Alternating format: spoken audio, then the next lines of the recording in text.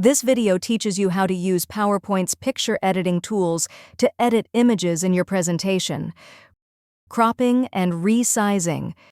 Select a picture and click the Picture Format tab. Click the crop icon at the upper right corner, then drag the box around the image to the desired size. Resize the picture in the height and width on the Picture Format tab. Adjust the brightness and contrast. Click the Corrections menu to find the brightness and contrast options.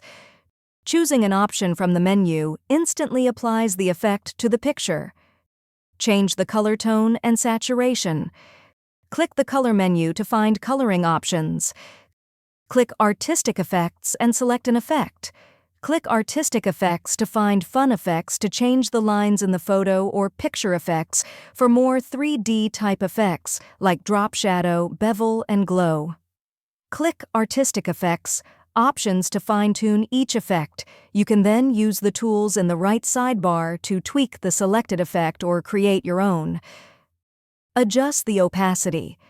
To make the picture more translucent so you can see a bit of the background or objects behind it, click the Transparency menu and select an option. Remove the picture's background, mark the parts of the image you want to keep. Then click Keep Changes. Create a border. Click the Picture Border menu to add a border to the image. You can select a custom color, weight, and even a pattern to surround your picture. Use Bring Forward or Send Backward to arrange objects.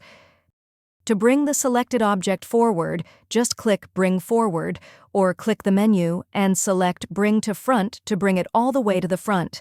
Send Backward moves the selected image or object behind the object it's in front of. Use the Align menu to change the picture's alignment. Click Rotate to rotate the image. Adding text and shapes. Click the Insert menu. Click Text Box, then draw a text box on the part of the image where you want the text to appear.